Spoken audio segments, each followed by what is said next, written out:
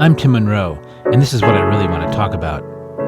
Did you know that Kareem Abdul-Jabbar loves comic books and that Tom Hanks collects vintage typewriters? I once talked to the governor of one of our 50 states who waxed poetic about shoeing horses. Every single one of us has a passion and a story to tell, something that lights us up. On this show, I sit down with fascinating people and we talk about the things that really matter to them and to all of us. It might be surprising, it might be funny, it might be deep. It's what I really want to talk about. I'm talking today to Amy Burkhardt. Amy currently serves as the Executive Director of Planned Philanthropy at Berea College. She grew up in Estill County, Kentucky, and graduated from Berea with degrees in sociology and communications. Highlights from her student experience include demonstrating broom making in Japan and country dancing at a Danish princess's wedding in Denmark. I wish I'd been there. Since graduating, Amy has had a thriving career in philanthropy for more than 20 years. Returning to Berea in 2018, she loves connecting supporters' philanthropic goals with the college's mission. She also has a deep and abiding love for music and has been a volunteer DJ for Berea News and Radio since 2018. She is the host of the Little Sister radio show, which features women musicians, songwriters, and producers. Welcome, Amy. What do you really want to talk about today? Prince. Thank you for having me. Oh yeah, this is so great. Excited about this. Prince, not the pictures on the wall. That's right. The rock star. The one and only. Excellent. This is going to be great. Cool. So what is it about Prince? Let's start at the beginning. Mm-hmm. Can you remember when you first were aware of Prince and discovered Prince and was like, wow, this guy's pretty cool? Well, it was 1982. I was 5 years old. 5? My God. Yeah. My dad was working as a security guard at the Omni Netherland Plaza in Cincinnati at the time. And Prince was coming through for the 1999 album. He had a show in Cincinnati. And my dad was in charge of the Lost and Found at the hotel. Wow. And after a while, he brought home this floor-length red jacket. Okay. That I think as a cute trick, he told us that it was from Prince's entourage. Might have been Prince's. Right. And for whatever reason, that combined with actually having the 1999 album at vinyl and in the house and being completely enthralled with the cover art, the album art. Wow, you had cool parents. Yeah. Was it their album or an older sibling or something? It was just hanging around, okay. Actually. And I have 3 older brothers that also had a tremendous influence on me in terms of my love for Prince. Right. But something happened with that floor-length red jacket, just an imprint on my very little child soul. Right. So it's a piece of fashion, actually, that first got you into Prince and not a song or a music. Can you remember when you first heard a Prince song or when you first were sort of enamored with a Prince song? Mm-hmm. The very first song I really became enamored with was Starfish and Coffee. Okay. Off of the Sign of the Times album, which came out a little bit later. That was in 1987. Okay. But it was about a little girl who was very different, Cynthia. And she brought in her lunchbox starfish and coffee and there was a whole song about her. And they actually was on, I guess it was Sesame Street that Prince did an appearance with that song. And it was a really childlike, cute song. He sang that song on Sesame Street? Mm-hmm. Oh, wow. Mm-hmm. I didn't know he was on Sesame Street. Yeah. That's a pretty obscure, that's a deep cut, right? I mean, I've never heard of that song. It is. Yeah. It really was about accepting someone who was different. And I think for me that really resonated. Prince was different and played by his own rules and could be creative and flamboyant and soft-spoken and sexy and strong all at the same time. And I thought that was something sort of to hold on to. And his art. I've always appreciated art in my life. So this song, Starfish and Coffee, you were young, right? You were 10 maybe? Yeah, you were pretty 87, young. Yeah, I would have been 10 years old. Yeah. And I'm guessing it's a pretty sophisticated song, right? Like themes and all that. I don't know the song, but and so was it and maybe you can't answer this, but I think it's a good thing to talk about. Was it more sort of Prince's, the music itself that somehow just really moved you, or was there something about Prince in a larger sense, like the sort of what's the phrase? The whole is greater than the sum of its parts, or something like that. Like Prince as a whole. Like what was it about him? Mm-hmm. I think it was that authenticity that he had and passion for what he was doing. Just especially as I got older, and just recently, a few summers ago, listened to every single one of his studio albums, like 39 albums, and looking through, seeing him in that sort of order and what he was going through and how it reflected in his personal life and his challenges with Warner Brothers and his identity as a black man, and being accepted from many different avenues and perspectives, but always doing his own thing, and seemed to have a foresight about things like the internet and what to be cautious of, and the work that he did that has protected so many musical artists now, so many years later. So I don't know. I think it is just the whole package and dynamic self that he... I want to talk a lot more about that, but I also want to go back to what you just said about listening to, what was it, all 39 albums? Yes. Okay. So did you do that chronologically? I did. Okay. Release dates. So that's what, a lot of hours of music probably, right? Yeah, it was a lot of hours. It was about 40 hours of music total. Did you do that over a certain period of time, or? I did. I just sort of did it as a summer project. Okay. And just was inspired by the diversity within the music, like comedy. Like he would do these weird voices, and then there were some albums that were just instrumental jazz that never have expected, and then. But his emotional journey with Warner Brothers, I think, was probably one of the most interesting things. So did you, as you were doing this, listening to all these albums, were you rating them, taking notes on them? Like, how did you process that? I just sort of took it in. I didn't take notes except mental ones. Okay. And I think probably the biggest aha moment for me in listening was his very last album that he released, Hit and Run Phase 2, which came out in 2015, just really months before he passed. The very last song, Big City, I was curious, what was his last parting phrase to his audience? And it was, "That's it." Really? Yeah. Wow. And there's something so complete about it. Yeah. Like it was complete, and the song was about we're going to the big city and where everybody's pretty. Like it made complete sense to me, and I can't believe that little things like that haven't come out about him. And so yeah, I felt like I had an insider's look at who he was. So those 39 albums. What would you say? What stood out for you? Like, can you name a couple of them that you think were particularly great or moving, or maybe some that were kind of clunkers that, like, you didn't like so much? Maybe no clunkers for you, no, right? There was actually one that he intentionally clunked, which is really kind of interesting. It was called Chaos and Disorder, that was released in '96 specifically. I think he was trying to say, Warner Brothers, I'm done. I'm giving you the worst album ever. And it actually, to me, was. And then the album he released right after that, when he was away from Warner Brothers and with Arista, was titled Emancipation. And it's beautiful. Very subtle. So, yeah, I mean, he was sort of, there was some intentionality in what he was doing there. But as I mentioned earlier, this idea of this jazz album that really threw me off. There's one called Expectation that came out in 2003 that is really worth the listen.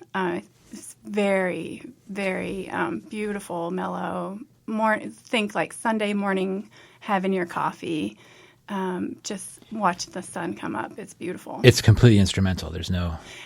Actually, Expectation does have lyrics on it, but it is a jazz album. Yeah. Oh, that's amazing. I don't think many people know that about him. That he, I mean, and so you've mentioned a couple times now emotional sort of issues with Warner Brothers. Talk about that. Like, what was that about?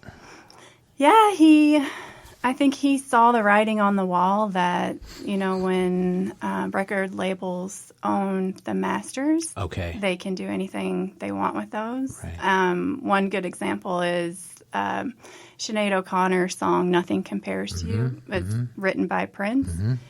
He did not give her permission to do that cover. Really? And they had some beef over it. I'm sure. And for whatever reason, they just never really got along. And I think I read at some point that she just never thanked him for the song, and just left a bad taste in his mouth. So he got locked into a contract. And that song made her career. Exactly. I mean, name another Sinead O'Connor song. Quick.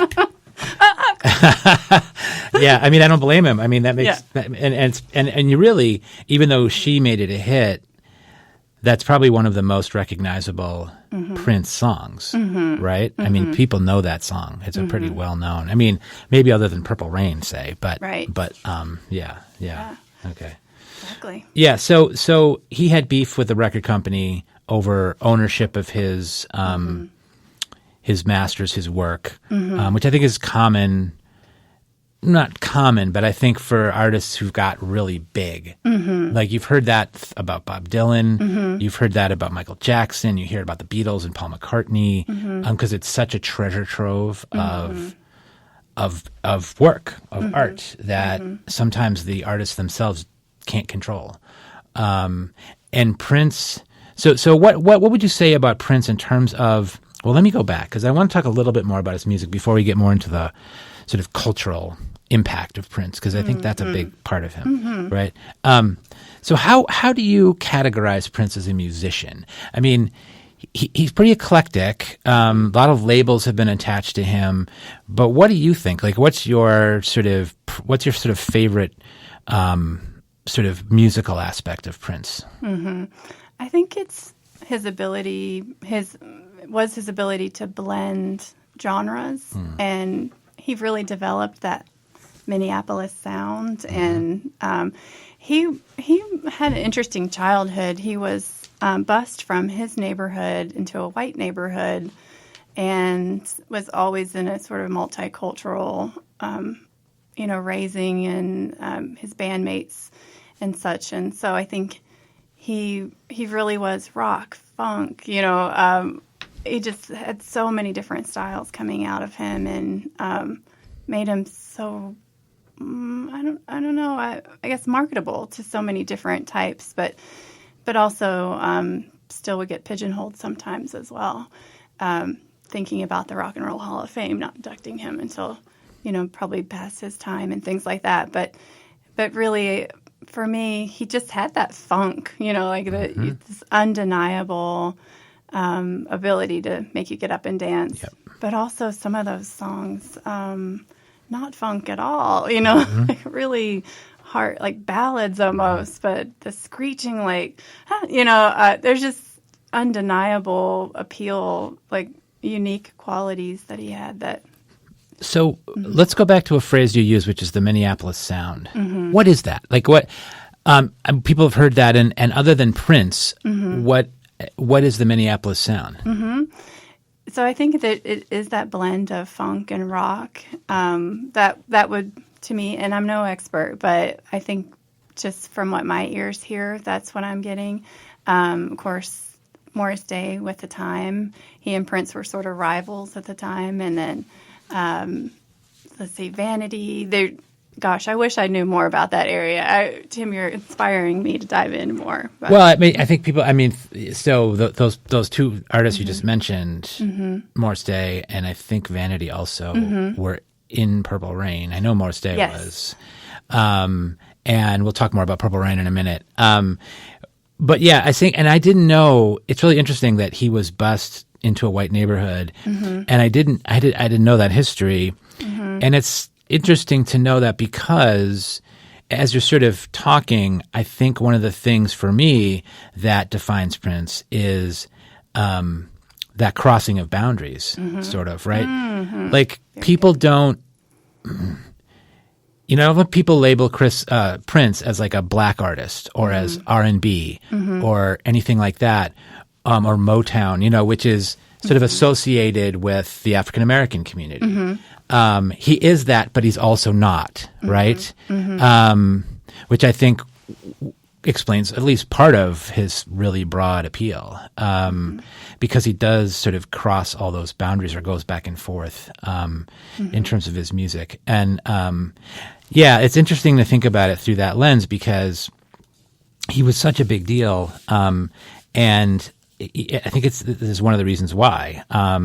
So what other album could you think of that you would say was, gosh, that album was just the greatest? Sign of the Times. 100%. Okay. And I was raised on that album a lot.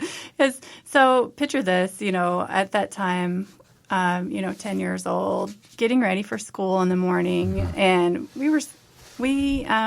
I think we're fortunate to be latchkey kids. 3 older brothers and me. Thank God for my older brothers. Yeah. They got me up in the morning, got me ready for school. And I woke up with that album blasting. So we would always get ready to music in the morning. Your parents are out of that. Your parents are not home. No, they went to work. They're gone. They're not there. Not in the house. Okay. 6 a.m. And your brothers, how much older are they than you? Let's see. So I'd say there's probably about a 7-year difference between myself and my oldest brother. Okay. And then two more, after that. Okay. And so undoubtedly probably very mature music for a 10-year-old. Right. But also it sort of taught me, hey, you can be a little bit of a rebel. There's parts of you that you can, have fun and dance. So what are the hits on Sign of the Times that people would recognize? Well, my favorite is Adore. That's probably my all-time favorite Prince song. It's really kind of a love ballad, but also it gets funky. And then, of course, I mentioned Starfish and Coffee. Ballad of Dorothy Parker is an incredible song. Also some funny lyrics about, Prince is eating fruit cocktail, and one, he's not that hungry, so he's going to have a fruit cocktail. And we all think about the little fruit cocktails, that came in the can and stuff like that. He was a vegan also, which was kind of, I relate to that. But so just a Housequake was another one that came off that album. That's kind of, but yeah, so many good ones on that one. So here you are I'm assuming, I could be wrong, but I'm assuming you grew up in sort of a rural area? Yes. Okay. Yeah. Here in Kentucky? Oh, yeah. Yeah, okay. So here you are. You're a 10-year-old white girl and growing up in rural Kentucky, and you're listening to Prince. You're listening to this weird black dude from Minneapolis, and vibing with it. I mean, that in and of itself has to say something about Prince and his music. I mean, it's pretty amazing. Well, you too. I mean, that you at such a young age, like, wow, this is cool. Like, you must have been a really cool kid. I mean, it's just, I certainly hadn't heard Prince when I was 10 years old, and I'm older than you, so I would have had I'm a lot older. I would have had the opportunity, to hear Prince, but, that's very cool. Yeah. So you must have had cool brothers too. I mean, oh, they're coolest. Yeah. That's great. And they, actually all my brothers are musical in some way or another, but, my oldest brother at the time, he was doing Prince in the talent show. Actually, he did a song off that Sign of the Times album. One of our classmates was Kevin Richardson from the Backstreet Boys. Oh, wow. And so he and my brother would do a song together off that album in a talent show. So it kind of ran through our Somehow family. Your brother didn't get on the Backstreet Boys train? He went a different direction. Okay. Proud of him all the same. Yeah. For sure. But yeah, it was, so yeah, we danced around in front of the mirror quite a bit and just showing off and having fun. Yeah. And it is strange that I know every lyric to that whole album, for better or worse. Right. Well, it is amazing how what sticks in our brains, right? Yeah. The things and what doesn't stick in our brains, because the lyrics to every Prince song are in your brain, right? Like, I think that's kind of what life is all about. So let's shift gears a little bit. Well, actually, no, let's not. Let's talk about the stuff that I think most people know about Prince, the music that most people know about Prince. And I think number one, at least for me, and I think for many people, most recognizable would be Purple Rain. The song, the album, and then the movie. Yes. So what's your take on Purple Rain? Well, if we just started out with a song alone, which I find is so fascinating, Prince himself described this song as a spiritual experience, a song about facing the end of the world while being with the one you love. Wow. Intense. That is intense. Such a banger. Yes. Say, that is. All the way around. And it was, at the time he had, that was, a number one song, number one album, plus the movie was the number one in America. He got an Academy Award for it, for the musical score. And, Chipper Gore gave the album to her daughter. And unfortunately, one of the songs on it alerted Chipper that, gosh, we need an explicit lyric alert on these albums. Yeah. And so from that whole movement started. Yeah, the movement started because of Darling Nikki from that album. Mm-hmm. And so that's why you see the explicit symbol today, label on these types of albums. But I think it's a very interesting thing, the movie itself, because it's semi-autobiographical. So it's based on his life experiences, but it's not a literal account. He's said that before. He's drawn inspiration from his early struggles, but it is fictional. And so that's important to remember when you're watching it. Because when I was a kid, I don't think I fully realized that this is a story that's based loosely. When was Purple Rain released? 1984. 1984. Mm-hmm. So you're still very young. Yeah. What? In your teens? 10? How old are you? Yeah, in 84. Gosh, I was barely there. So seven or something. So I don't really have a memory of watching the movie until later. Yeah. So I might have just been something I didn't have access to. Yeah. But it features, the 9 songs off the album. The concert scenes were filmed at First Avenue, where he actually made his starts. Purple Rain, the song itself, was filmed live.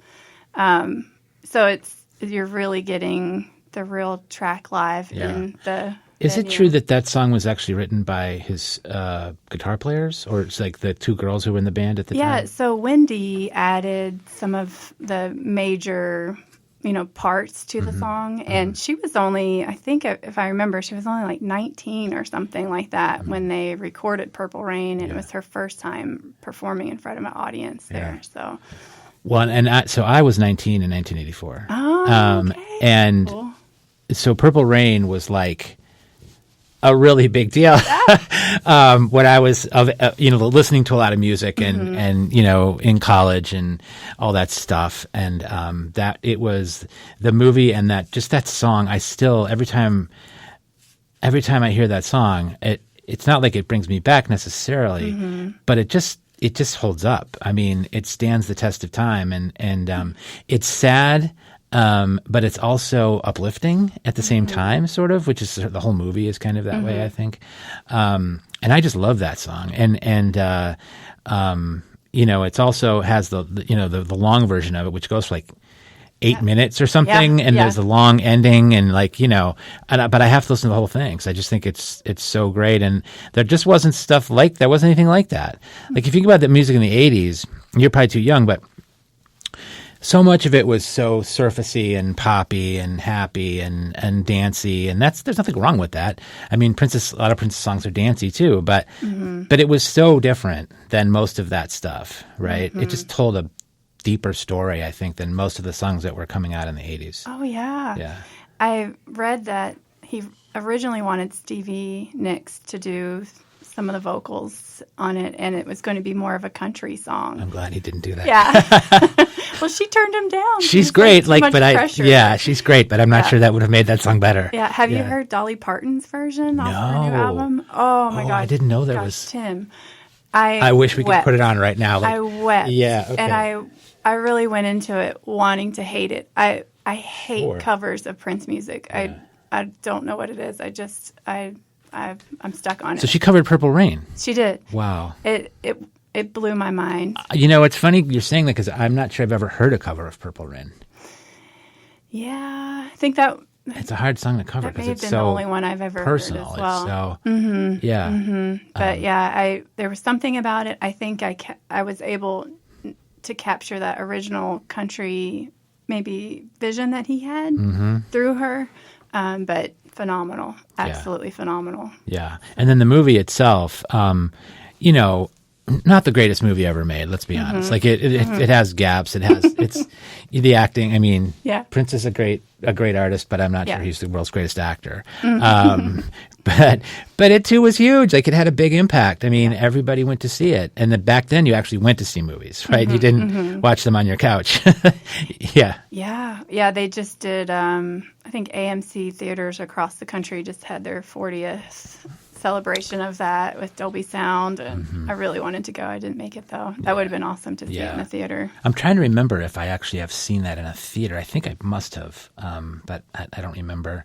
But I just remember listening to a lot of Prince, not necessarily because I had the albums or whatever, but like every party in college, there were Prince songs playing all the time. Yeah. It was kind of the thing. So let's talk a little bit more about sort of Prince as a cultural icon, but also this idea, and I think the two things go together, because you mentioned Dolly Parton. She's another cultural icon, right? Oh, yeah. And there's certain artists who are in this category, and they tend to be magnets for the kind of fandom that you have for Prince, right? You can think of people like Dolly Parton, Elvis, David Bowie, I think, sort of has some of that going on.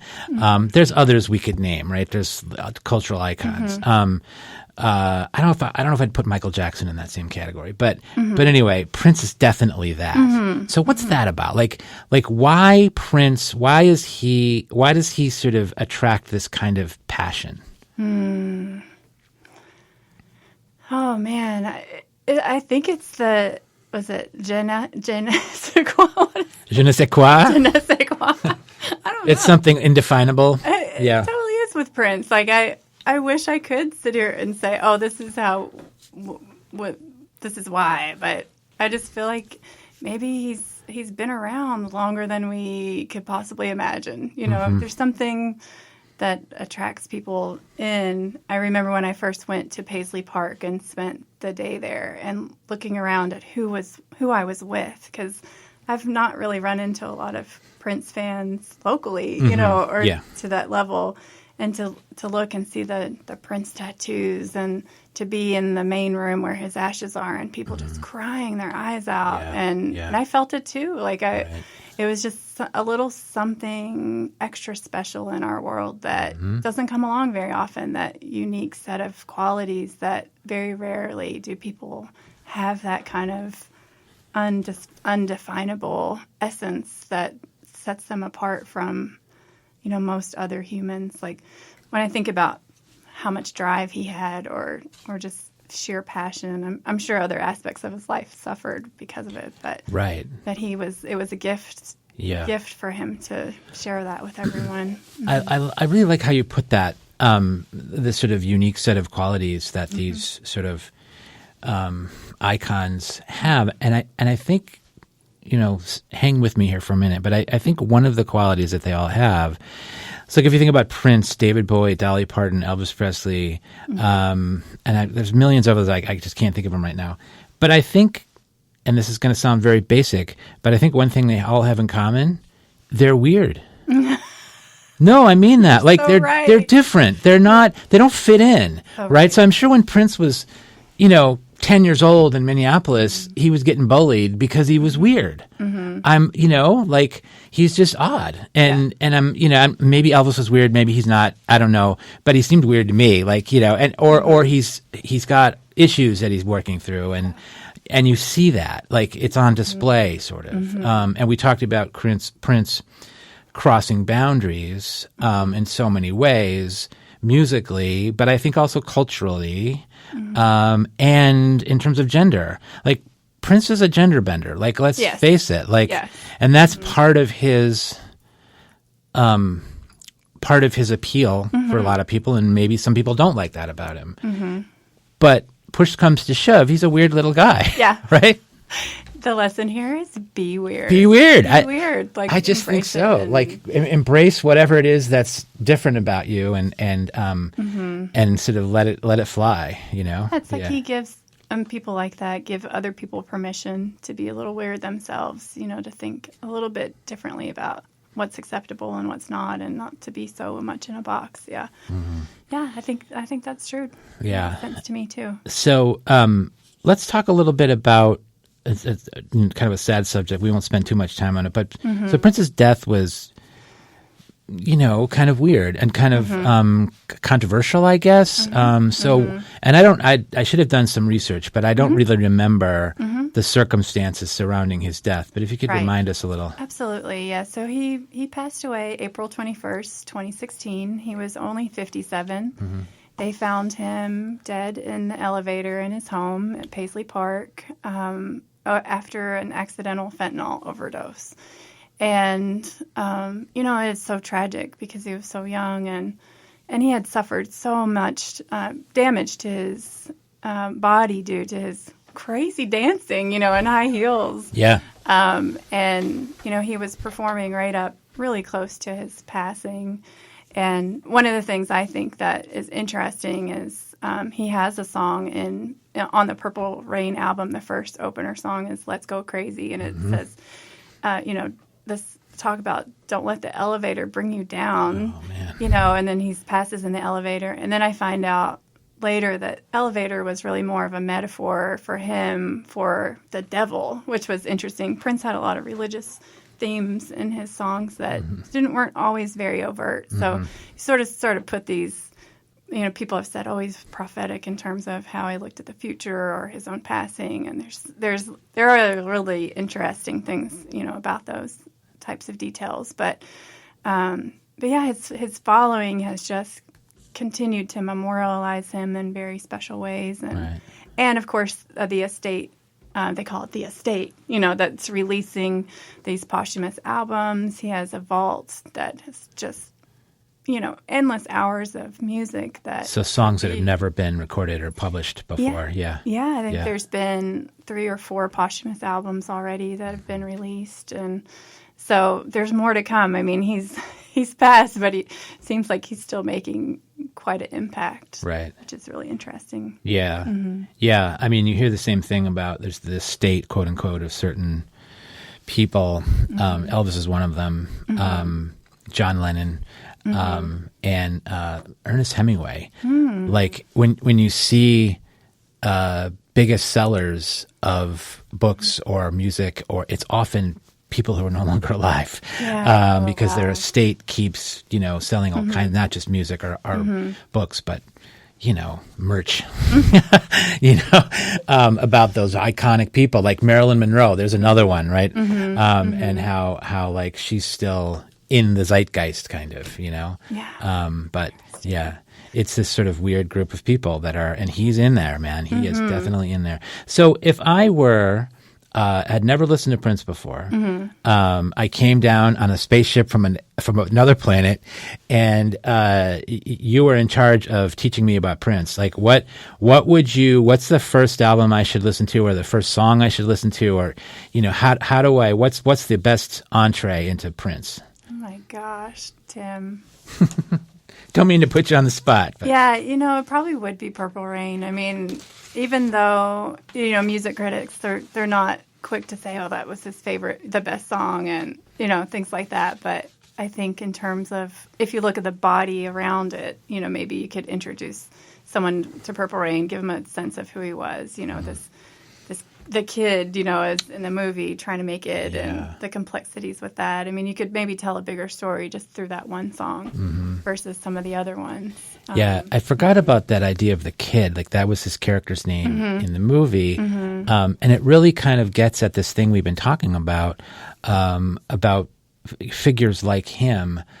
He is in some ways a Peter Pan, like a little boy who never grew up, kind of. Do you know what I mean? I do, exactly. Yeah, and there's something both really attractive and cool about that, and also something really sad about that. And I didn't really think about it until right now, but I think that's part of his his appeal. And I think we also can't talk about Prince without talking about fashion a little bit. And he always had something interesting to wear. Like you were saying, the high heels. He's almost always in high heels because he was a pretty short guy, right? Yeah, He was like, So is that something that you've sort of, is that part of your interest in Prince? It is, for sure. Going back to that red jacket, of course. And then I've learned through the years that he had some very trusted, fashion designers and with him, but he was always very specific in how he liked things. And, some really iconic outfits. And if you go to Paisley Park, there's a room basically set up for every major album. So, and you can see the outfits from those albums, which is really fun. The Diamonds and Pearls album, I believe it was, with the yellow, amazing outfit it looked like the buttocks was out of the outfit, but it really wasn't. It was mesh. But I heard a story about that outfit in particular that just went on and on and on. It was the fitting for it and the reveal, and it was a whole character unto itself. And that's one of the ones you remember, but it's most often the purple with the ruffles and I think I remember hearing that ruffly shirt was a simple tuxedo shirt to begin with, and then the fashion designer said, "Oh, come on, we can amp this up," and so he really works closely with them. Needs to be fancier. And then one, I guess he had fired his fashion person for the Love Sexy album, and that's why the cover of that one, he's just nude on the cover, but it's like hiding strategic all the good parts, yeah, all the important things. So another thing we were mentioning. Right before we started to talk is that there's a musical coming out, right? When does that come out? So it premieres in Minneapolis on October 16th. Okay. And I'm so excited to be going. I got tickets. You got tickets early, already. Yeah, Excellent. Pre-sale. Nice. And, it's based on the original screenplay of Purple Rain. And it looks like Morris Day is a collaborator. I think there's some collaborators there that know about it already. Morris Hayes is what officially. And no casting has been revealed, so I'm dying to know. Yeah, who plays Prince? Who plays Prince? Who plays Prince? The Broadway, that's the biggest the musical. Mm-hmm. Yeah. And for anybody, going to this, you're going to be in Minneapolis until November 16th, and then it will move to New York. But to see it in his hometown is going to be out of this world. Yeah. And there's so many sights and things that you can see in Minneapolis while you're there. Prince related. In the movie. Yeah. So whether it's First Avenue where he played or, the Lake Minnetonka where Apollonia thinks she's jumping into but is not. There's all kinds of public murals that people can see up there. There's little places where he used to play music. The record store called The Electric Fetus that's been open since 1968 is there, where you can go see some of those things. So, I can't wait. It's going to be so fun. Yeah, it's amazing. I love the fact that you're so committed to this, I guess for lack of a better word. No, it's a passion. Let's say passion. Yeah, it's a passion. You definitely are passionate about Prince, and it's been so much fun talking to you. And, this is exactly what this is all about, is somebody like you who's smart and interesting, but has just something in them that's just, they really want to talk about, right? Yeah. And I think this worked out really well. So I really appreciate you being here with me and sharing your passion for Prince. Thank you so much, Tim. It's been really fun.